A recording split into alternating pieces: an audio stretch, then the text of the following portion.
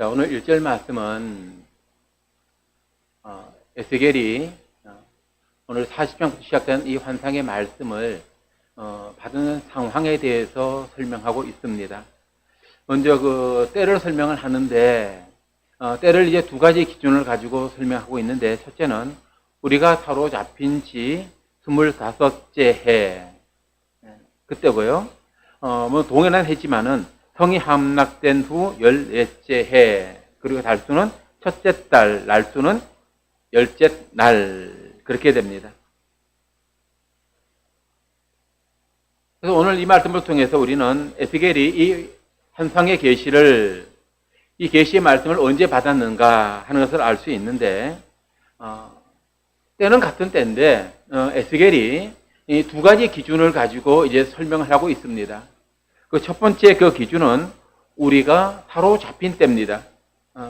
그때를 기준으로 하게 되면 25년째가 되던 해인데, 이 사로잡히던 해는 주전 597년입니다. 주전 597년에 이 에스겔이 바벨론으로 사로잡혀 가거든요. 그러니까 그때부터 계산해서 25년이 지난 해, 그렇게 되고요. 둘째 기준은 성이 함락된 때입니다. 성이 함락된 때는 예루살렘 성이 함락된 때니까 주전 586년 이렇게 됩니다. 그래서 11년의 차이가 나서 그때를 기준으로 하게 되면 이제 14년째가 됩니다. 이제 에스겔을 쭉 읽어보게 되면 에스겔은 자신에게 있었던 사건이나 또 하나님의 계시 말씀이 임했을 때를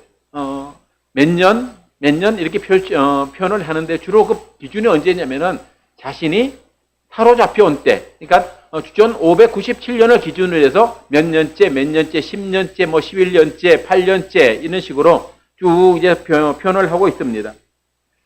자, 그런데 이제 오늘 말씀에 오게 되면은 기준점이 두 개예요. 두 개.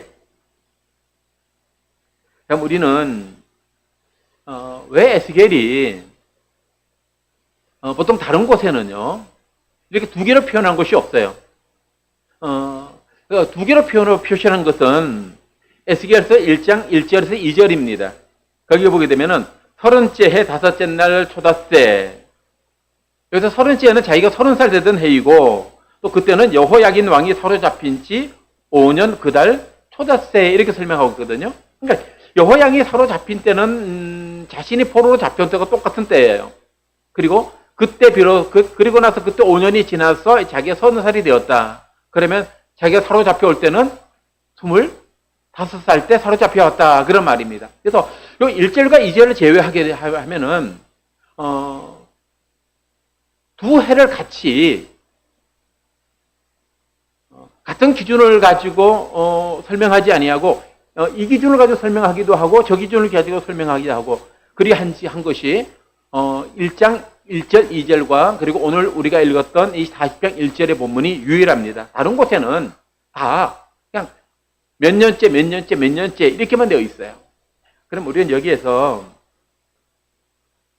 왜 에스겔이 지금까지 표현했던 그런 사용법과 달리 이렇게 자신이 지금 하나님의 계시를 받는 이때를 두 가지 기준을 가지고 말했을까? 물론 우리는 대부분이요, 많은 말씀들이 에스겔이 예루살렘 성이 함락되기 전에 말씀을 기록할 때는, 그때는 그 예루살렘이 함락된 때로부터 몇 년 이렇게 표시할 필요가 없었기 때문에 그랬다, 이렇게 볼 수도 있지만은요, 29장 17절 보게 되면은 27째 해 그러거든요.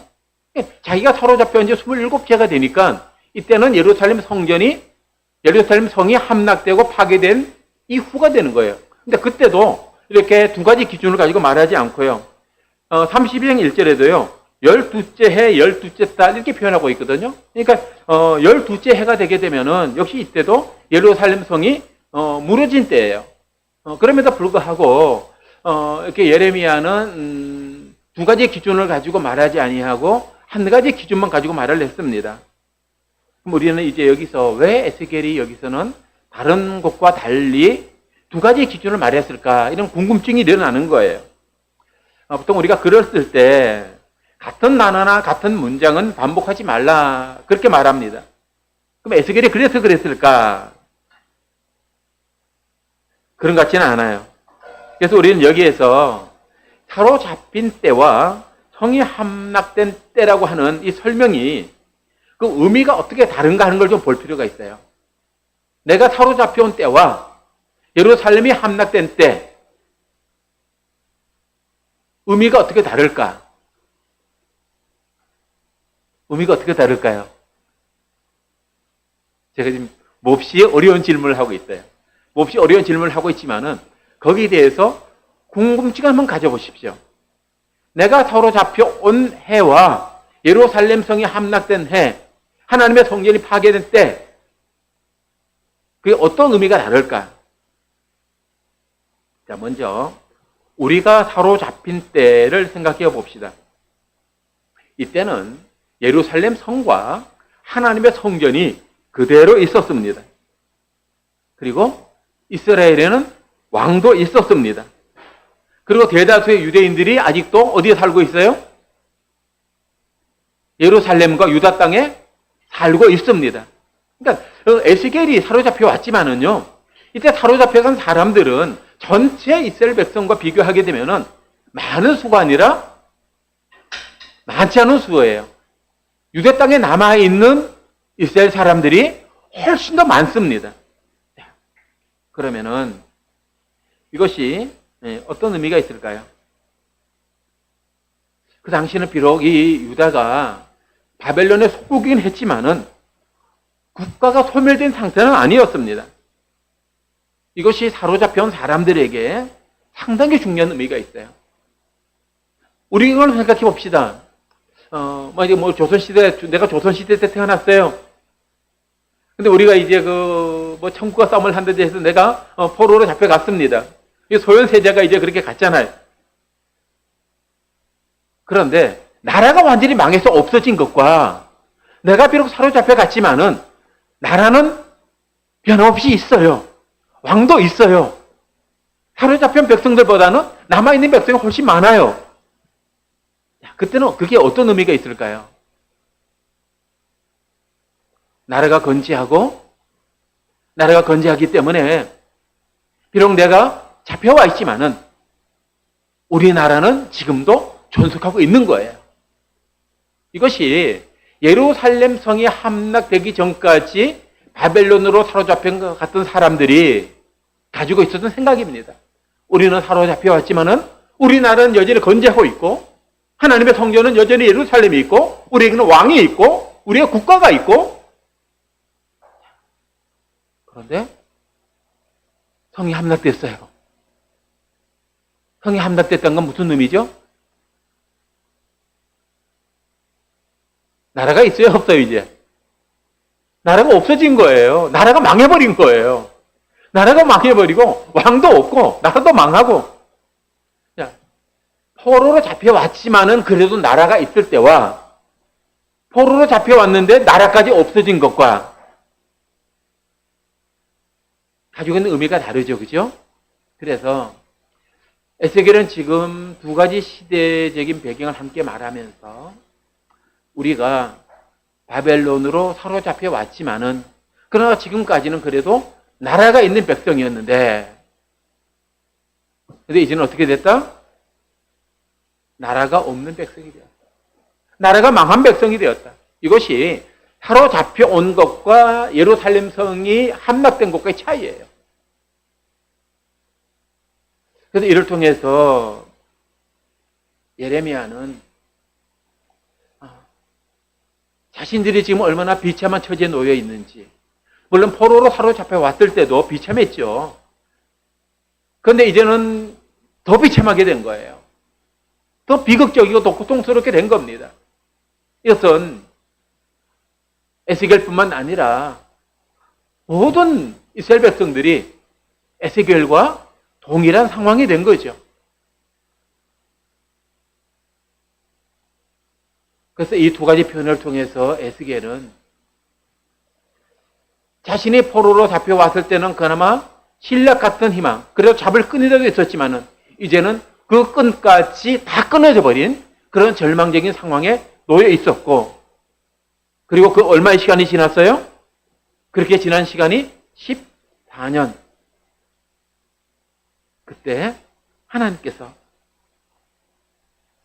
에스겔에 오셨고 또 여호와의 권능이 그에게 임하셔서 그를 데리고 이스라엘 땅으로 그를 데리고 가십니다. 데리고 가셔서 하나님께서 그를 먼저는 매우 높은 산에 내려놓으셨어요. 여기서 이제 그 예루살렘을 기준으로 해서 높은 산이라고 하게 되면은 감람산입니다. 신약 성경에 나오는 그 감람산이 예루살렘에 있는 곳보다 이렇게 더 높은 지역이에요. 그래서 거기서 이렇게 내려다 보게 되면은 그 예루살렘에 있는 예루살렘의 이제 성곽과 성전이 이렇게 한눈에 쭉 다 내려다 보입니다. 자, 거기 갔으니까 예루살렘이 다 보이겠죠. 쭉 내려다 보이겠죠. 내려다 보이는데 지금 이때는 어떤 때입니까? 예루살렘 성이 함락되고 하나님의 성전은 완전히 다 무너져 버린 그런 때인데 그의 눈에는 함락된 예루살렘 성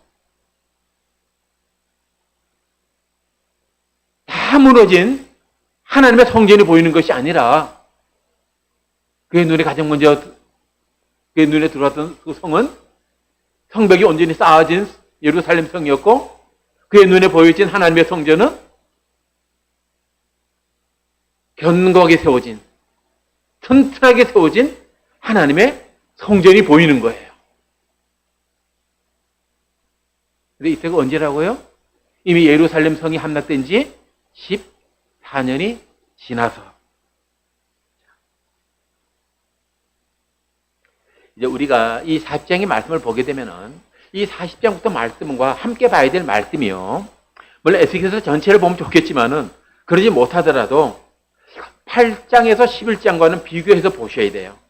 그래서 이 8장에서 11장과 이 40장 이후를 비교해 봐야 이 40장부터 가지고 있는 이 말씀의 의미가 더 선명하게 다가옵니다. 그 8장에서 11장은 그거예요. 8장과 11장도 시작이 어떻게 되냐면은 하나님의 영이 에스겔에게 임하셔서 그를 데리고 예루살렘에 가신 것. 예루살렘에 가시고 예루살렘 성전으로 데리고 가신 것. 이것이 8장의 시작이거든요. 그래서 하나님의 성령께서 에스겔을 데리고 가셔서 환상 중에 그 당시 예루살렘과 예루살렘 성전이 되어졌던 일을 다 보여주십니다. 근데 그곳에는 우상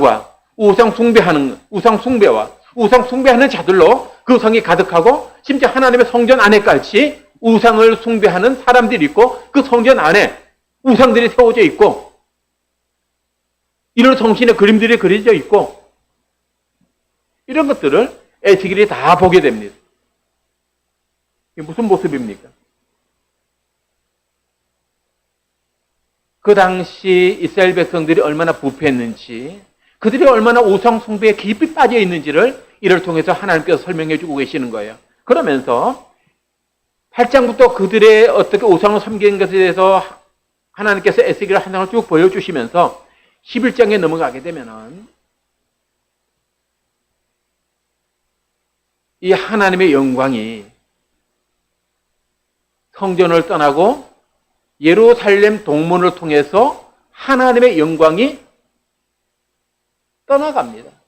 떠나가서 그 하나님의 영광이 높은 산 위에 서게 되는데 바로 그 산이 어디예요? 지금 40장에 나와 있는 에스겔이 처음에 서 있었던 그 산이에요.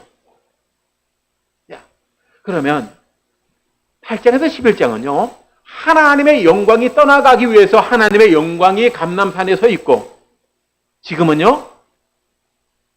하나님께서 에스겔을 그 성으로 보게 하시고 데려오시기 위해서 오는데 그때는 하나님의 떠났던 영광이 다시 이 성으로 들어오게 하시기 위해서 이 일을 하고 계시는 겁니다. 그래서 이제 쭉 읽어보게 되면은 뒤편을 가게 되면 하나님의 영광이 11장에서는 동쪽 문을 통해서 예루살렘에서 나가시잖아요. 이번엔 반대로요. 그 감람산에서 그 동쪽 문을 통해서 하나님의 영광이 들어와요. 떠나갔던 하나님의 영광이 떠나갔던 문으로 들어옵니다. 자, 그런 말씀 때문인지 모르겠지만요. 지금도 예루살렘에 가게 되면은 예루살렘에 황금문이 있어요. 근데 그 문은 다른 문으로는 다 열려 있는데 그 문은 꼭꼭 잠겨 있습니다. 그럼 유대인들이 왜 예루살렘의 동쪽 문을 잠가놨느냐? 그 예루살렘의 문은 메시아가 오실 때 들어올 문이기 때문에 메시아의 오실 때를 기다리면서 그 문을 잠궈 놓은 거예요. 그럼 우리가 이제 이 말씀을 통해서 뭐가 연상되죠? 예수님께서 감람산을 넘어서 바로 유대인들의 지금은 잠궈놓은 바로 그 문을 통해서 예수님께서 예루살렘에 들어오셨다 그거예요. 그래서 오늘 4장의 말씀 이후로 되어질 말씀은요. 8장부터 11절 말씀을 잘 보셔야 돼요. 그래야 이 말씀이 가지고 있는 의미를 우리가 분명하게 더 선명하게 알게 되는 겁니다. 그래서 지금 시간적으로 보게 되면은 8장과 이 40장은 한 20년의 차이가 나거든요. 그러니까 20년 전에 그 에스겔이 하나님의 성령의 이끌림을 받아서 이곳에 와서 본 환상에서는요. 이것은 어떤 것이었습니까? 오늘 우상과 우상 숭배와 우상 숭배자들로 더럽혀진 성전, 바로 그 성전을 봤습니다. 근데 지금 와서 보니 그런 모습은 다 사라졌어요.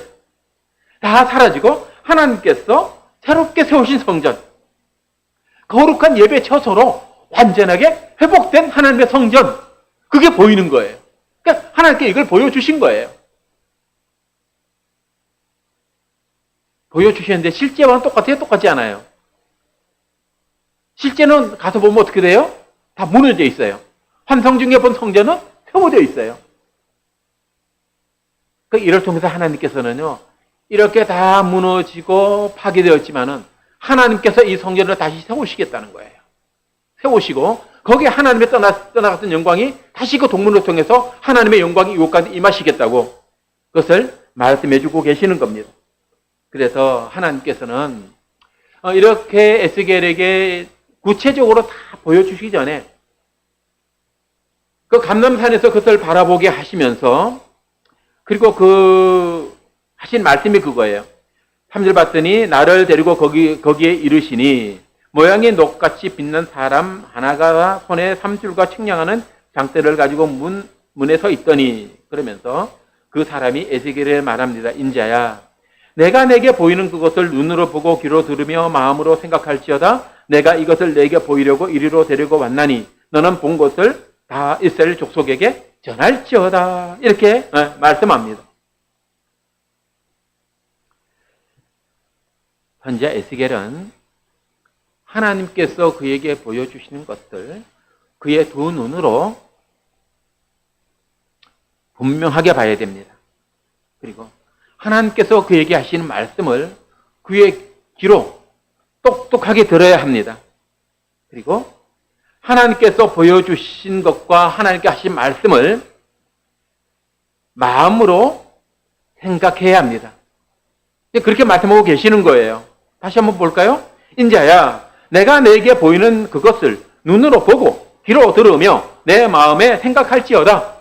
여기에서 생각할지어다라고 하는 이 단어는 히브리어로 수음이라는 단어인데요.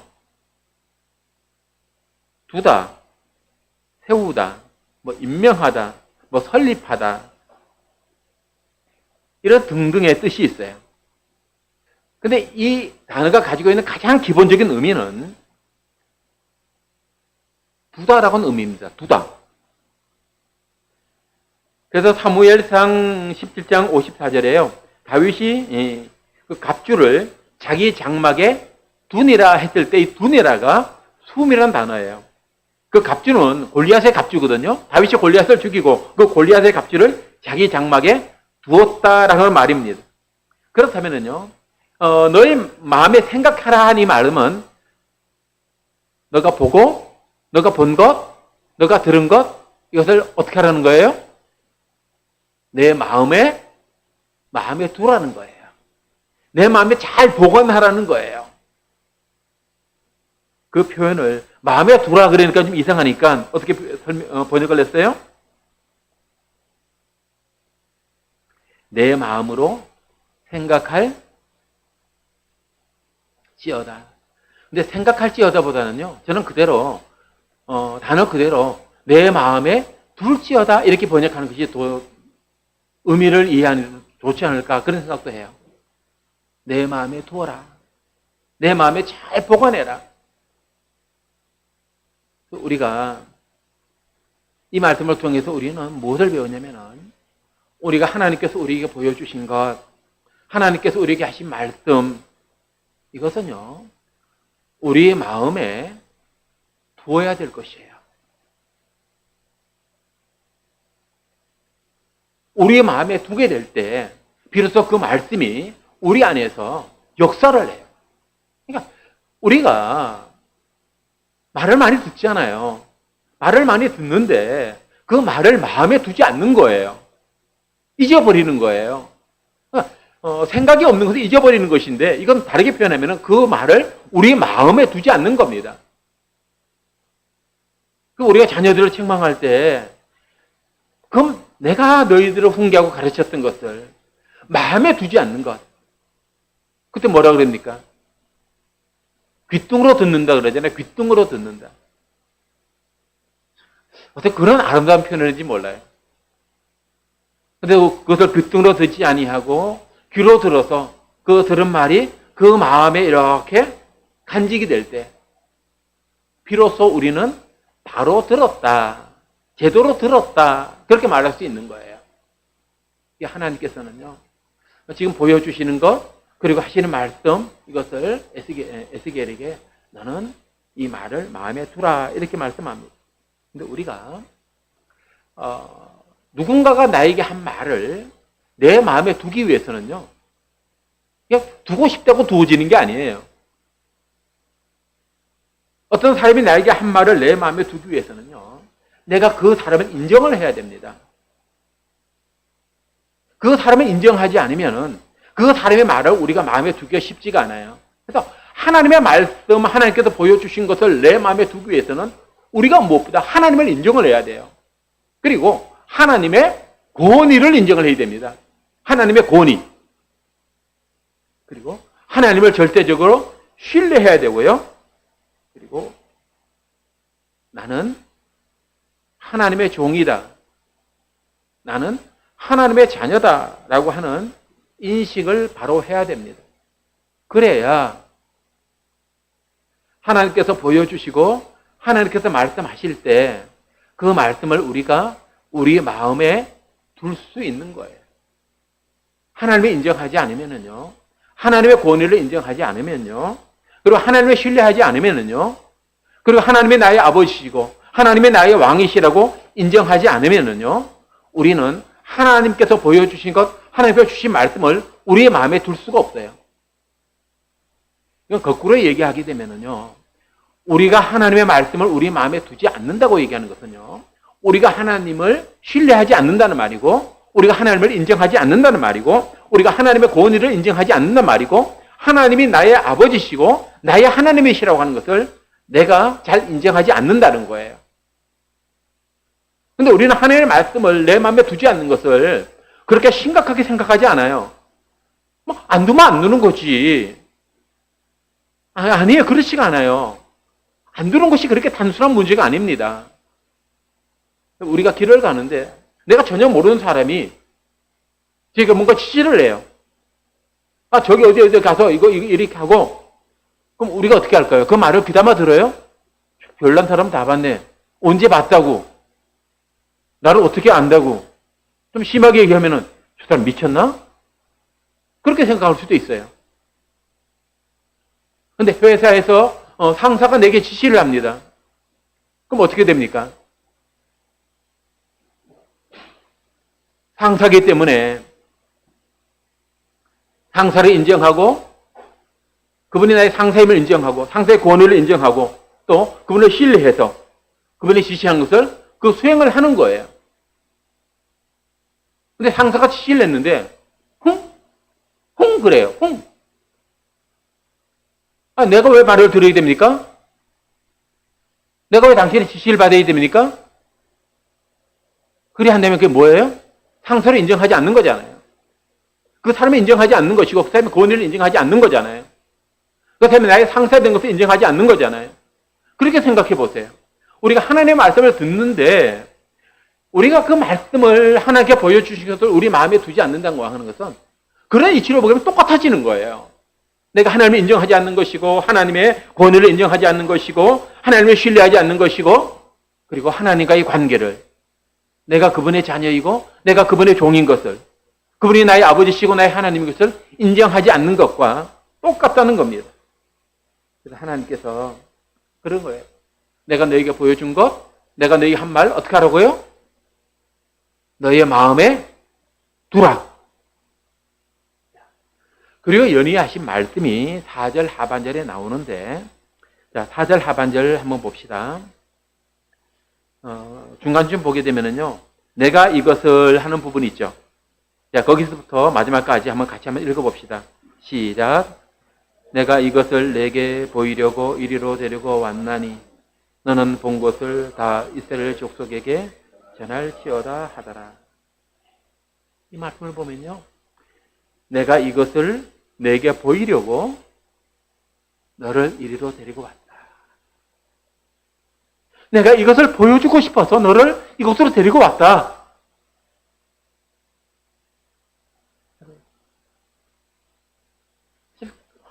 감사하지 않아요?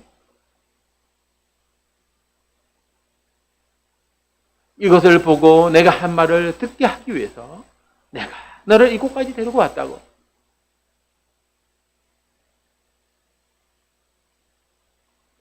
그리고 말씀합니다. 너는 본 것을 다 이스라엘 족속에게 전할지어다. 여기에는 하나님께서 에스겔을 예루살렘으로 데리고 오신 이유와 목적에 대해서 말씀합니다.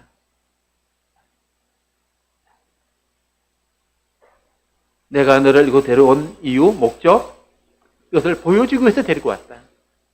또 이유와 목적, 너의 본 것을 전부 다 이스라엘 족속에게 전하게 하기 위해서 데리고 왔다. 그리고 그렇게 하기 위해서 내가 너에게 보여주고 내가 너에게 말하고 있다.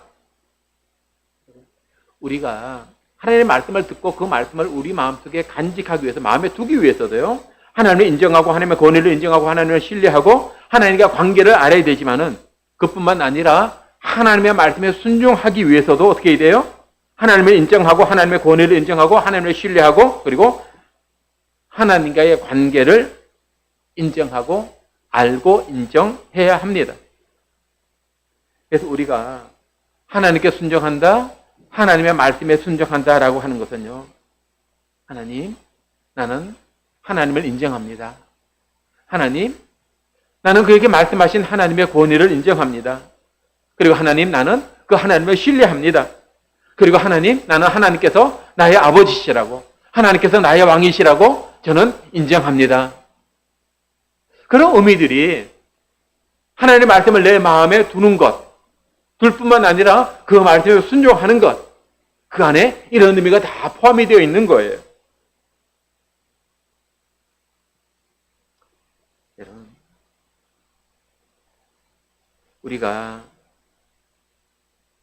하나님을 인정하고 또 하나님의 권위를 인정하고 하나님을 신뢰하는 자녀가 되면은 여러분, 하나님께서요, 우리를 다 책임지셔요. 다 책임지십니다.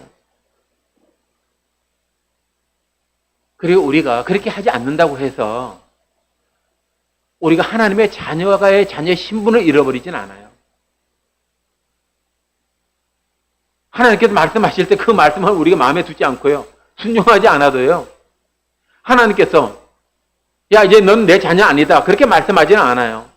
예수 그리스도의 그 보배로운 피로 우리를 사셨기 때문에, 그 예수 그리스도의 그 보배로운 피로 우리를 하나님의 자녀 삼으셨기 때문에 하나님께 결코 우리를 순종하지 않는다고 해서 버리시면서 얘 넌 내 자녀가 아니다라고 그렇게 말씀하지는 않아요.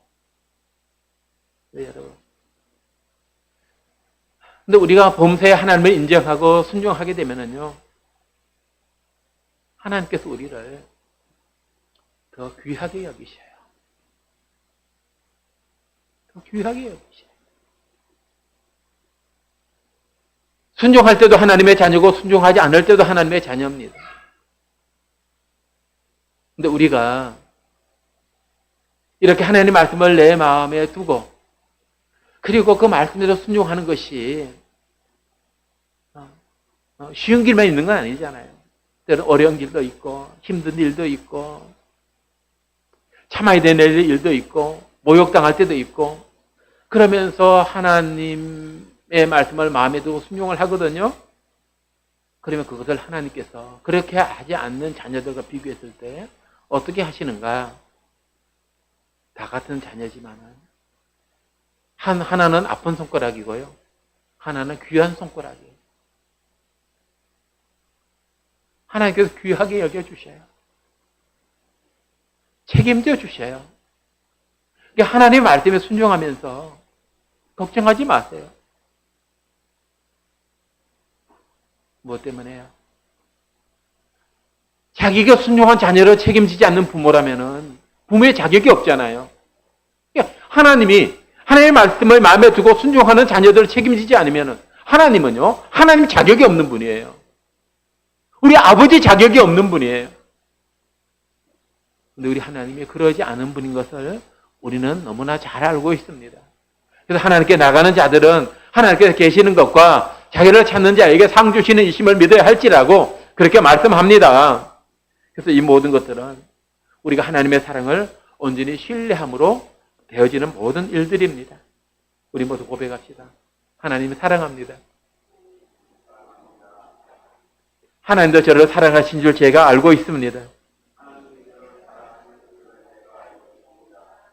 사랑을 순종으로 열매 맺기 원합니다. 그래서 그 고백을 가지고 찬송가 563장 예수 사랑하심은 다시 한번 찬양하겠습니다.